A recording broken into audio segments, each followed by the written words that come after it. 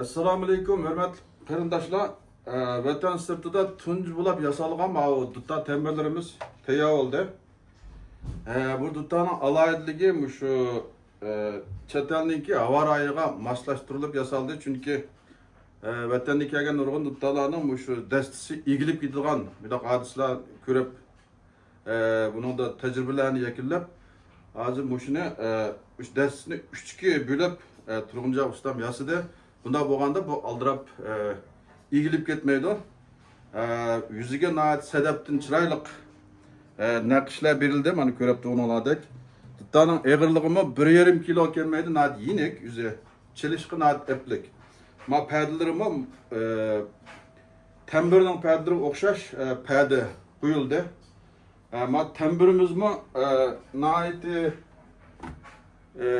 nefs yasaldı, her qaysi detallarni o'ylashib, tari asadigan joydan tortib, yüzligidan tortib, o padalardan tortib, qattiq sunyakdan yasaldı. Hatta o padasini nimaninki, gitarninki qulig'ini ishlatdik.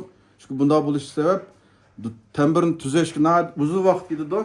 Ma'noda nimaning qulig'ida, gitarning qulig'idan ishlatgan vaqtdan az vaqt gidiyor, kolay tüzgün oldu. Demek köynünglardek inçki nefis sıralık yasaldı. Dünyanın her qaysi joylariga kargo orqali yo'llab beramiz.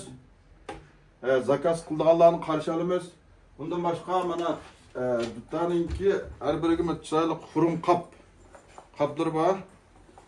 Sifati chiroyli yasaldi qarindoshlar, mana bu qaplar bilan yo'llab beramiz.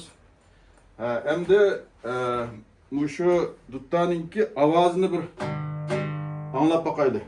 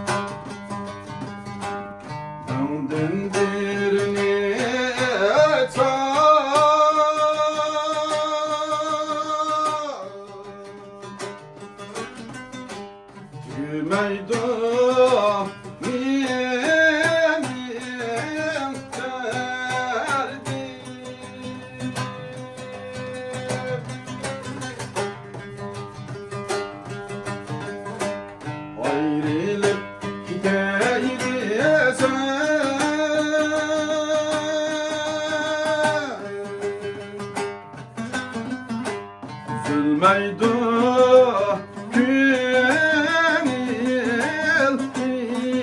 içtim.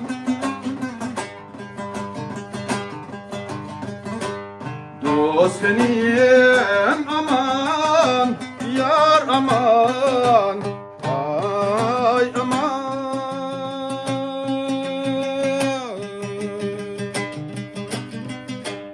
Yar dert elemrim yaman.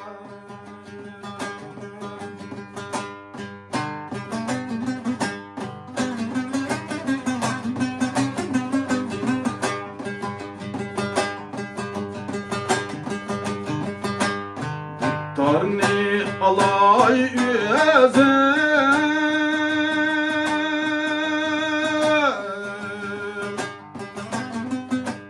yığlaydı kara yüzüm.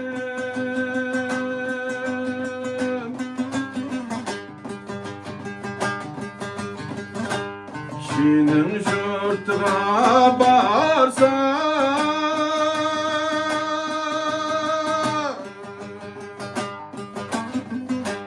ötmeydi benim sözüm.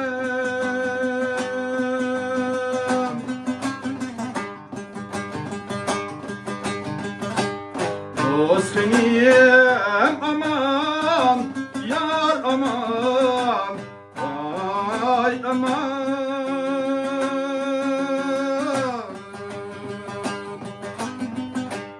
Yar dert ömrüm